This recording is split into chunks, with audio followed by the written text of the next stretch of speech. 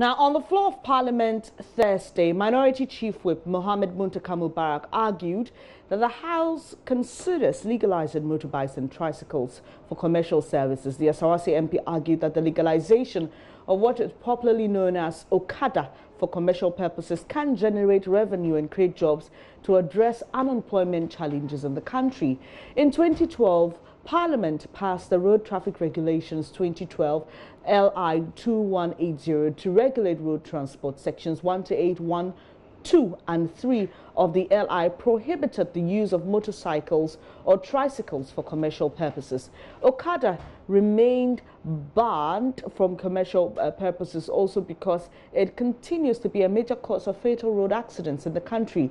Figures from the National Road Safety Commission show that in 2014 alone, 2,571 people were knocked down by motorbikes, out of which 1,856 lost their lives. Northern Region correspondent Martina Bugri has been exploring the use of tricycles for commercial purposes in the Northern Region capital, Tamale, and has come through with the following report. Is the station for tricycle. If your destination is Jakara, Yelukupo, Bitin, among others, this is where you will pick your tricycle. Now, within these destinations, we have the charges between 1 cedi and 1 cedi 50 pesos.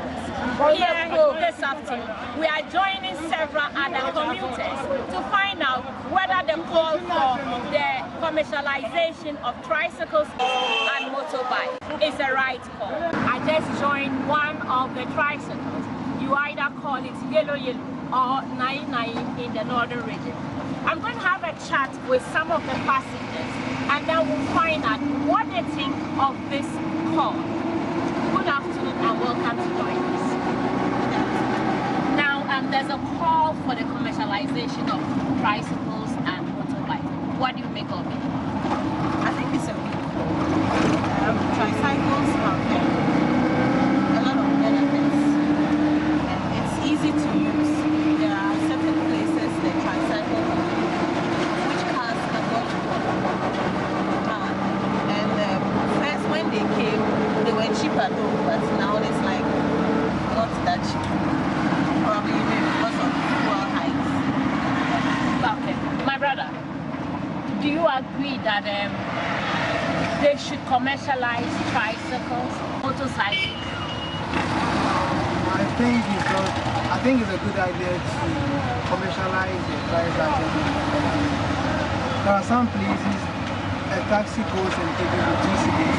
If you are going with a tricycle, at most it's 1 city. So I think we should commercialize the tricycle. Lexington Amu, Abdul Rashid Husseini and Afa Ali agreed to the call that tricycles and motorbikes be commercialized. They say it is accessible to every destination of your choice in the area. It is convenient and very cost effective. Where I'm coming from is very far. I'm coming from Kakwai. I get out from the house. It will take about 5 kilometers from our house to the main road. And from there to the main road, there are no taxis. So you have to border the yellow unit to take you from your house to the main road before you can get a taxi. If you check at some points in Tamale here, if you don't use the tricycle or motorbike, you cannot go there. Yes, and it's very convenient. It's very convenient. I think everyone in Tamale here, he likes it. So we all love that we use it, but we have to make sure that it is well managed and proper documentation. It's happening a lot. It's happening, look at that. Everybody to run this than taxi. So I think so. If we legalize it, it's good.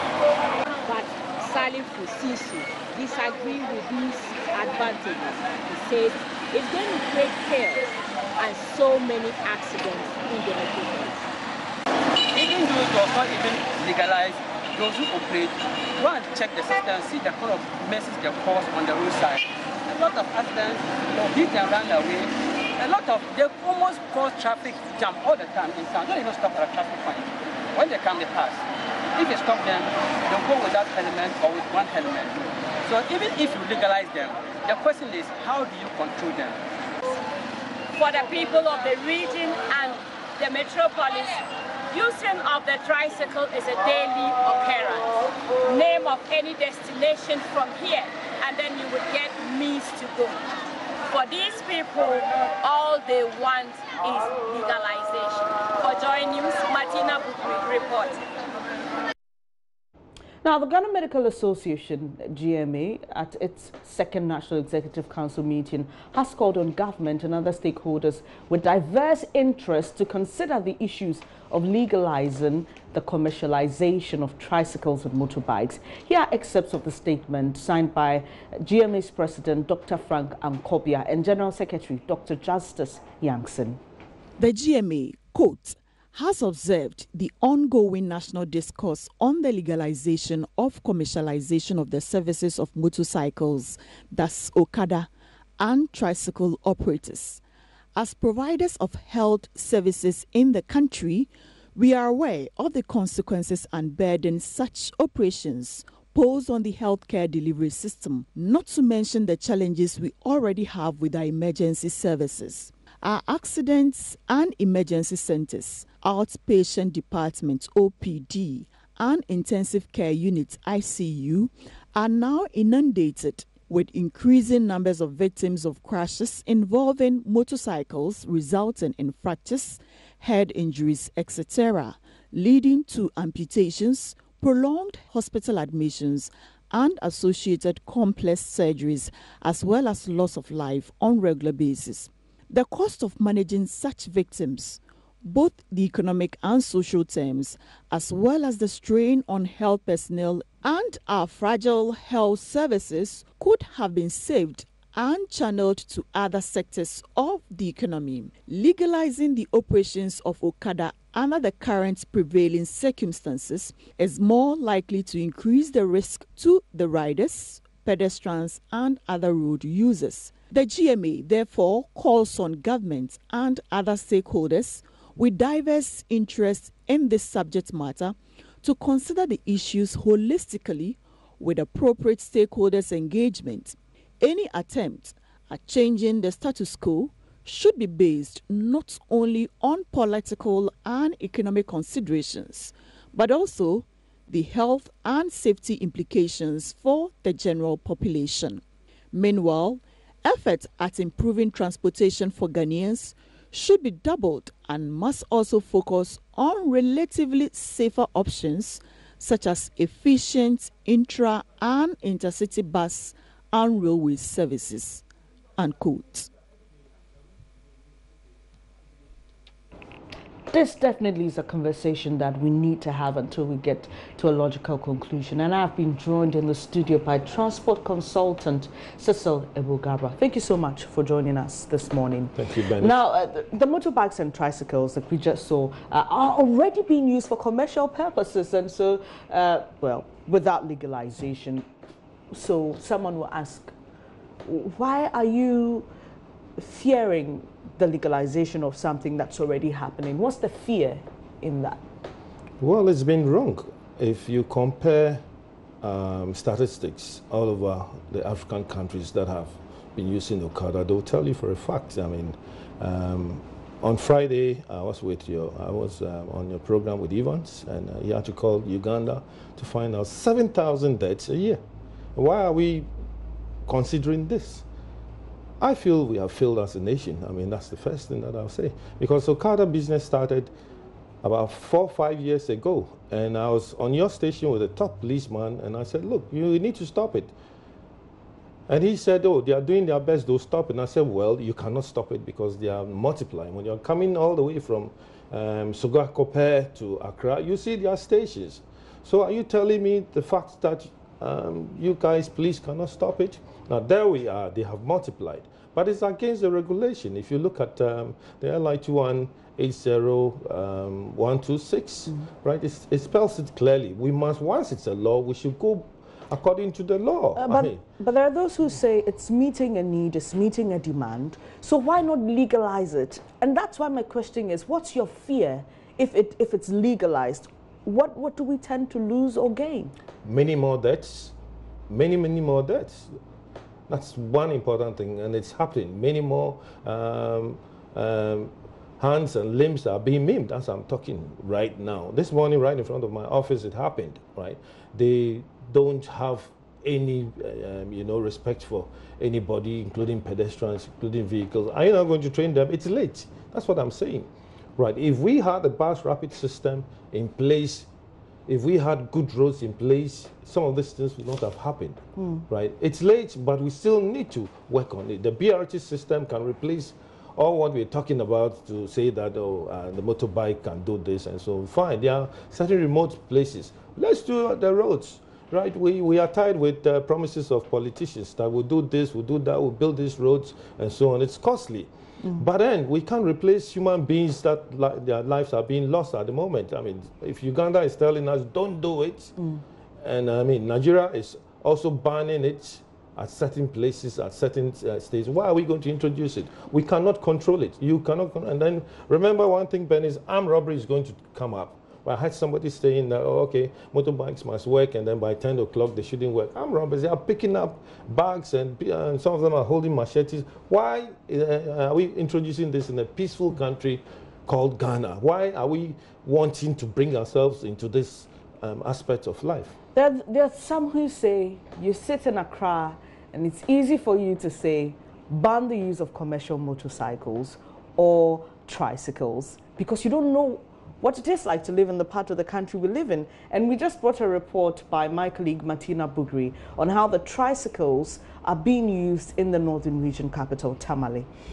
In China, for example, and I'm quoting a World Bank article, in Chinese cities, we are told that motorcycles have been banned from the city centers. So the further you move away from the city centers, people can use it, for example, in the north, or maybe in areas where people need to cart goods from the market to, from the farms to the market, to and fro. Is it possible that we could legalize the use of these tricycles or the motorcycles and probably learn from the Chinese example? Would you go for something like that? Bernice, I'll stick to my words, no. At the moment, it's the law, right? I'm not saying they should change the law. It will be wrong for stakeholders and the government because of this, because of their failure to change the law. It is their failure that has caused us all this. Why can't we have feeder roads developed? Why can't we have proper roads in the hinterland? Yes, I've traveled to Tamale quite recently. I saw it, right? There's discipline amongst them, but it is wrong. Let us do the right thing. Let us continue to develop our nation. I mean, and then it still goes back to politicians that, I mean, if we stick to say that we'll do this road, let's do it, and let's provide the appropriate vehicles such as buses, right? What happened to the BRT? I mean, let me borrow 1 minute of it, and I said it, that the BRT is a failure about 5 years ago, and we are seeing it. What is happening? We brought in all these buses, and even Accra, we don't have congregated roads. It's a failure. What about the other regions? If we are able to develop the roads close to a city, that's also going to help the issue of people migrating to Accra to come and continue with this mess. So I stick by my words as a road safety consultant that no, LI 2180126 says it's an offense to use the tricycle as well as a motor bike to have a pillion rider sitting behind, and then you collect money from that person for the fare. It is wrong. Don't let us have laws that will break the laws. So I just want to go into the mind and heart of somebody watching us from the northern regional capital, for example, Tamale, and ask this question on their behalf. So, yes, it is illegal. How about we stop it altogether now? But because it meets our needs, not only because of the issue of bad roads, but maybe cost.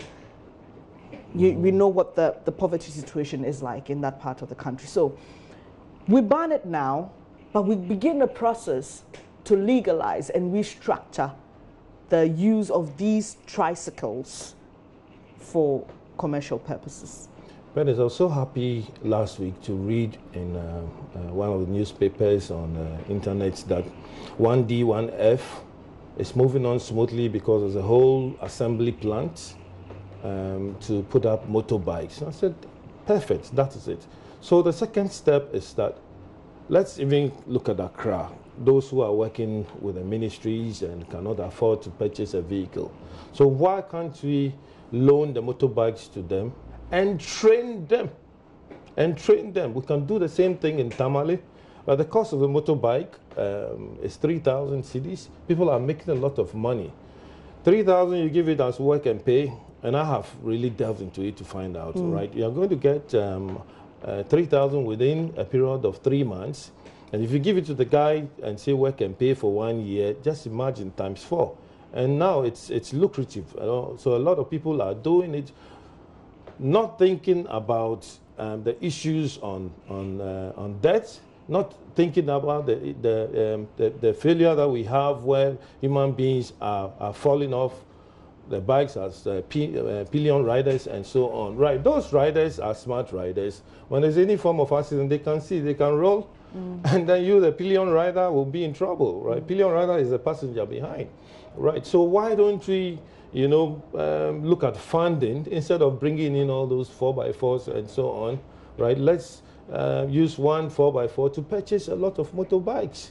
Give it to people, train them so that they can ride. I mean, no matter where it is, if it is Tamale, Bolga, wherever it is, they will rather benefit from it. And then one will say, oh, I also have the bike. I can have my child sitting behind, send the child to school. That makes a lot of economic sense than promoting the Okada system that is killing a lot of us. Well, the bikes are work and pay, so smartly enough, they can do about 30, 40 trips, get money for themselves before they send some to the motorbike owner. So I don't agree with the system to say that, come on, let's go ahead and then legalize it. It is wrong. Let's learn from other countries, other African countries, Togo, Benin, and so on. They are all having the same problem. Even they have motorcycle lanes. Some of them have motorcycle lanes. Do we have it? We do not have it in this country.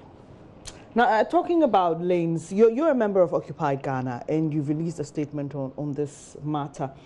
You raise an interesting point about motorcycles and tricycles not being allowed to use highways and the motorways. But we see the opposite happening. So there's a total break of the law as we're seeing it now. Beyond talking about this situation, as an expert and a consultant, what do you think should be done? I keep asking this question because we are a country good in formulating laws. We have the laws, they exist, but the implementation is a problem. What do you suggest we do?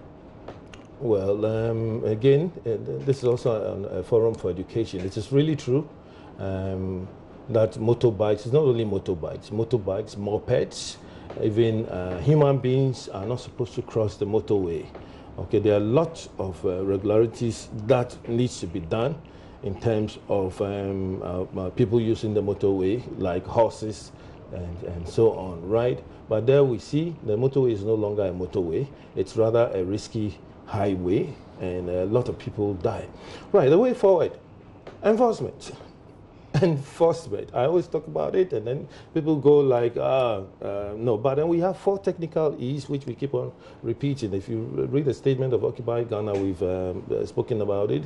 Engineering of our roads, education, and then it's let's educate even the motor rider. And as soon as you see somebody doing a no U-turn, he's also going to do it, right?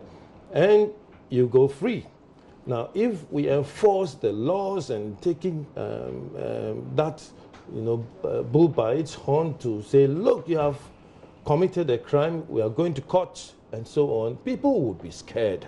I remember about 25 years old, I lived around Sadler Estates, and people were defecating at the beaches, right? Now, the assemblyman came out and then brought policemen and so on. It's been stopped at the moment. I mean, at Sadler Estate, maybe other places. So enforcement works, and we need to look at enforcement.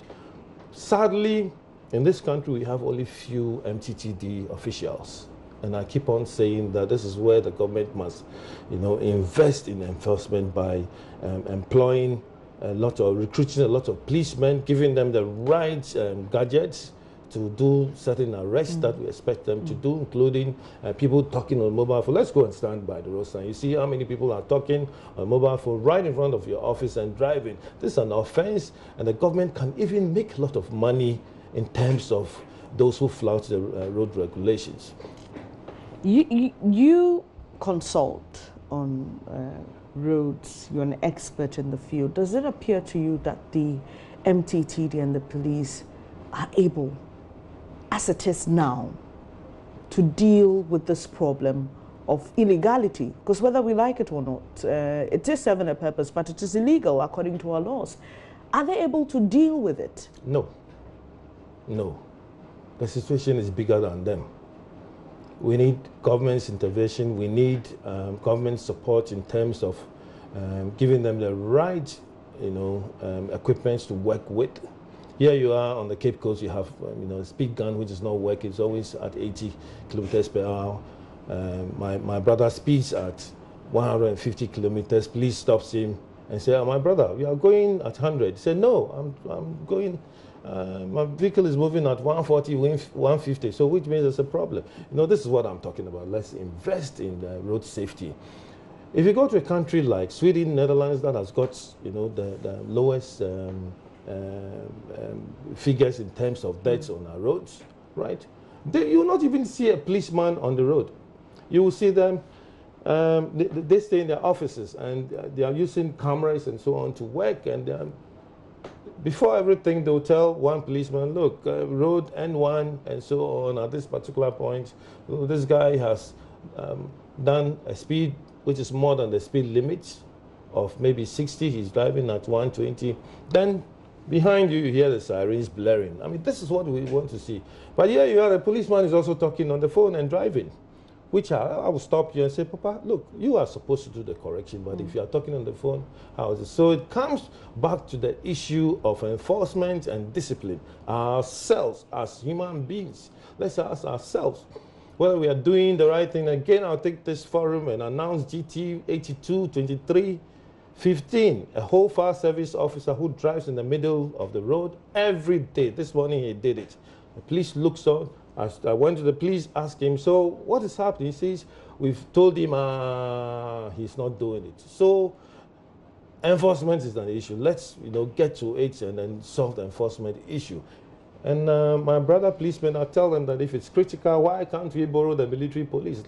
Let's ask the military police to assist us in this difficult situation. I know the police will not like what I'm saying, but look here, if the MP man stands by the roadside, nobody will fool around, and then no Okada will pass. Police does so well sometimes, but they are lacking logistics. Exactly. I saw them on the Teshi Road some few months ago trying to arrest Okada, which was a good place because it was a dual carriage road, and if you use that road, there's nowhere you can go except you ride towards the beach. Now, they got them. But I'll tell you for a fact that out of 100 riders that we see in Accra or everywhere, only about 10 of them have the real rider's license A. You need the rider's license before you can ride the bike, and they don't have it. They don't go to DVLA for them to test them because, they know it may be difficult for them. So, enforcement. So even away from the bit of commercializing these tricycles, people who even own them privately don't seem to obey or adhere to road traffic regulations. So there generally is an attitude problem. You cited the Togo-Benin example where they have motorcycle lanes. I've been to Benin, I've been to Togo. When the traffic is red, they stop. Yep. So beyond the commercialization of these vehicles, there is an attitude problem of people who even use them for private purposes. How do we deal with that as well? Well, again, enforcement. Arrest them. Let's use the radio system, okay? You cross the road and there's nowhere to pass on the pavement. Look, in other places they even use a net, okay? You can't ride through the net. They'll pull the net at both sides, and then where are you going to pass? If you return, they are waiting for you. Let's arrest few of them, and then when the police does it, the gunman will say, "Ma'am, if your deal everywhere becomes so quiet," right?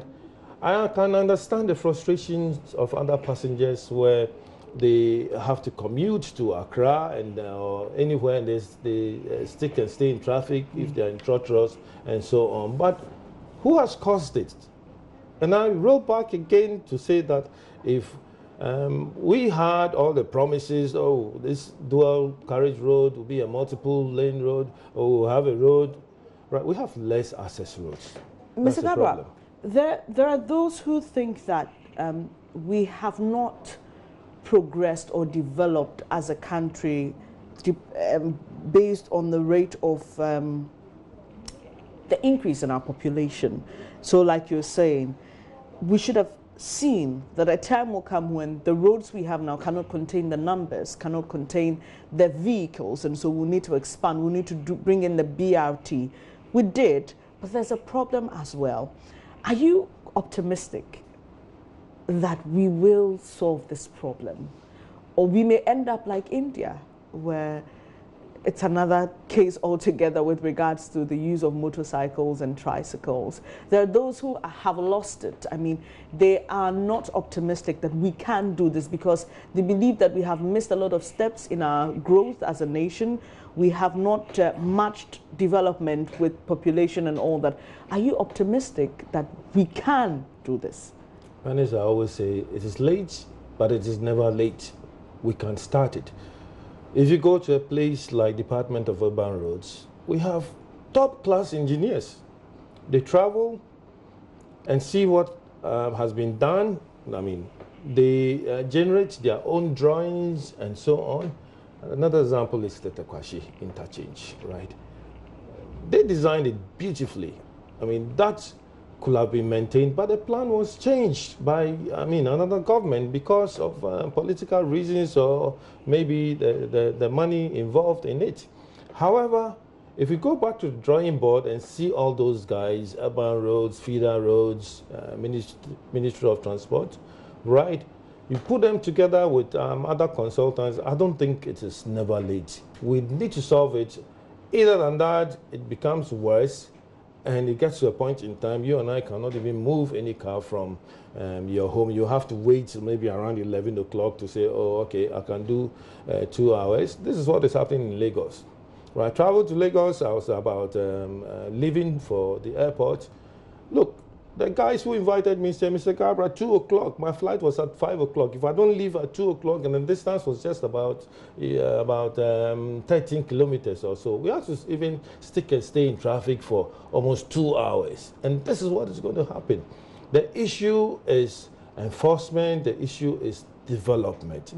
If we take our time and then look at access roads, increasing access roads and so on, nobody will sit on the motorbike. We'll all rather prefer to go on a BRT that has got the congregated lane for us to use. Let me end with this. Recently, we revamped our train lines from Tema to Accra, but there's been very low patronage. The operators complain that people are not willing to use the trains. And so you find out that government invests a lot in some of these things, but they are frustrated because people won't use them. They could ease traffic a lot.